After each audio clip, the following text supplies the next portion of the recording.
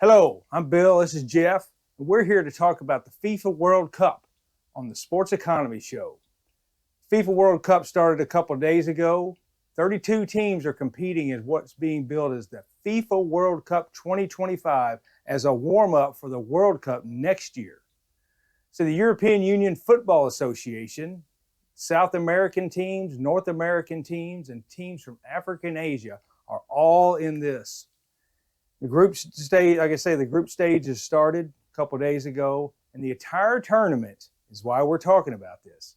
Is taking place in the United States, where soccer is not really king. So, Jeff, that's why you're here as the resident expert of is soccer going to take over the United States? Which with this tournament, the what do they call it? The CONCACAF Gold The Cup. CONCACAF Gold Cup, which is that's the American Federation, I believe. Yeah. So so to be clear, to make sure people know what we're talking about, this is the Club World Cup. So this is professional teams in this tournament. So when you think of the World Cup, you usually think of Team USA or England, Brazil, Argentina. That's next year, which the United States is joint hosting with Mexico and Canada. This is professional clubs from around the world. All six FIFA federations are involved. So you have teams like Chelsea. They played LAFC today. That's crazy. That LAFC is an MLS team playing an English Premier League team. Stuff like this doesn't happen. Yeah. Boca Juniors played Benfica. Uh, Paris Saint Germain's in this. Bayern Munich is in this. Flamingo, Botafogo, the Seattle Sounders are in this. Uh, it's Al Ahi, which is from Egypt. So this is an interesting concept and an interesting tournament to me. Now, to your question of will this jumpstart soccer in America? Uh, no, not this particular No. tournament. Yeah. And I'll tell you why, because this one's really for the fans who are already soccer fans, I think. Yeah. It's not that soccer has a small following in America. It doesn't. I mean, it has pretty sizable following. Fans are very passionate, but we don't. It's not king, like you said. It's actually probably the fifth most popular Yeah. And in America. I do have something to say about somebody brought this up a long time ago. Why America doesn't do well in soccer? It's because all the best athletes go into the four other major sports in America. That's Whereas absolutely correct. in all these other countries, what do their best athletes do? They go play for their national team. Yeah, and that says a lot about how American sports are structured. Football is obviously king here, American football, which Yeah. is played with their hands for the most part. Um, and basketball is huge. Basketball. I would say basketball and soccer are the most similar. Uh, the best comparison. Basketball is a cheap sport to play. All you need is a ball and a Yeah. hoop. Yeah. In all these other countries, soccer is the easiest sport to play. You have a ball, you have your feet, you make a Yeah. couple goals on the street, you're playing soccer. Yeah. All you need So all you need that's how these kids. I think a lot of these countries that may not have the resources or the mm-hmm. money for these other Yeah. sports, it's just easy for someone to get involved in soccer. It's just very very easy, and in these countries, these big stars are heroes. Like look at Argentina, two of the greatest of all time. Lionel Messi, who is playing in this tournament, he's playing for Inter Miami, and Diego Maradona, the late Diego Maradona. You look how Argentinian people look up to them, or Pele in Brazil, uh, Ronaldo, Cristiano Ronaldo in Portugal. Countries that may not be well off, but they still have people that they look up to, and that's how people get involved in these games for Yeah. sure. Yeah. Whereas American sports, we have our sports heroes too, but there's a bunch of different sports they're in. Other countries, they got one sport. Mm-hmm. You See, know. like some of my sports heroes are race car drivers, right? Yeah. Well, I mean, race cars are very expensive. I was never going to be able Yeah. to be a race car driver. Hockey's another one. Hockey's Yeah. expensive. Hockey's a Uh, very expensive sport to play. exactly, and a lot of schools don't sponsor hockey. Now in America, we have schools sponsor American football. Yeah. They tend to sponsor basketball because basketball's cheap. Hmm. Baseball usually a sponsored sport. Uh, and then we have the individual sports like tennis, but soccer is also a very popular sport for kids here. It's probably one of the most played sports of all of them because it's Yeah. cheap to start in. Now, once you get to travel teams and get up Yeah. into higher levels, it gets a little expensive in America, and Yeah. that's what kind of puts people off a little bit. But if you're an American and you're going for glory, soccer's usually not the one you pick. Yeah. Uh, of course, we have some great American players. Kristen Pulisic is a prime example of that. But for the most part, American players they tend not to go overseas. They tend to stay here playing MLS. Yeah. St. Louis has always been a big deal for, I guess you'd say, amateur soccer. Because where I grew up in Missouri, St. Louis has always had these major tournaments. So anyway, but for whatever reason, that's the deal.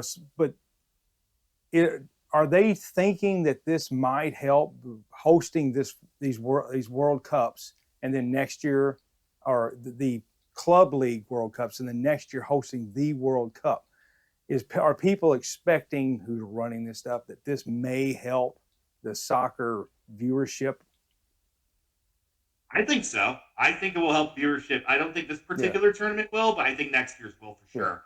And soccer viewership on the whole too uh, has gone up over the years. Of course, men's and women's soccer as well. The women's national team for the yeah, United States, one of the biggest powerhouses in all of women's sports. yeah, The problem the Americans have had on the men's side is that we don't really have that good of a team.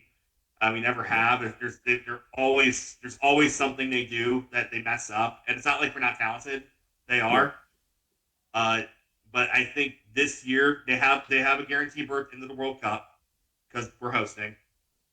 So I think that will. I think if they go deep enough, I think that will help Okay, participation and viewership of soccer.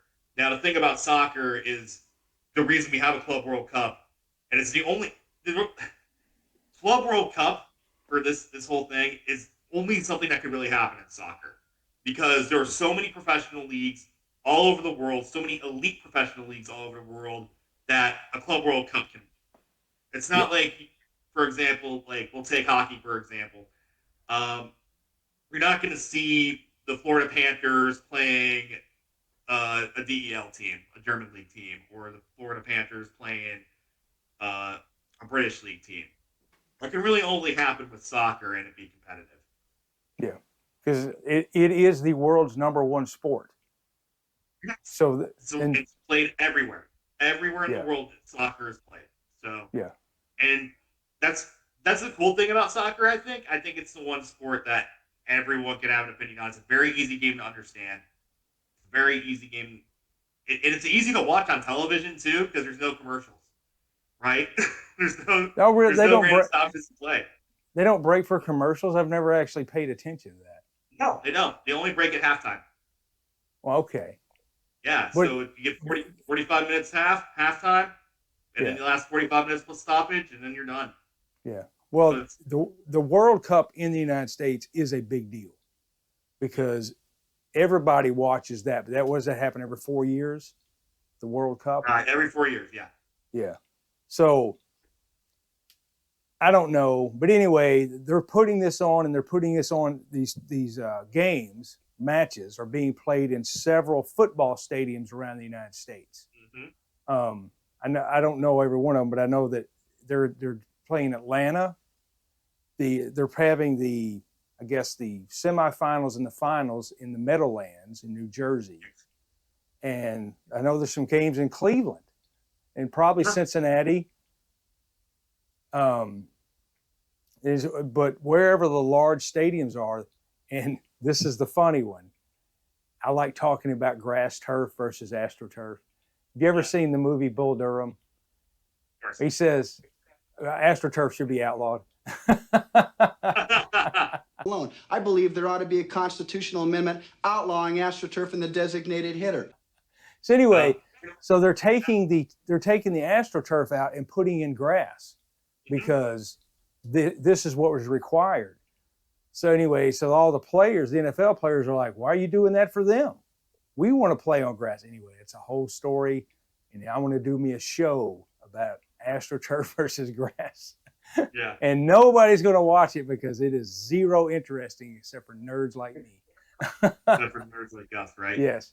So anyway, but also while this is going on, there's a competing tournament going on, the CONCACAF Gold Cup. Mm-hmm. So I was going to read a little bit about it.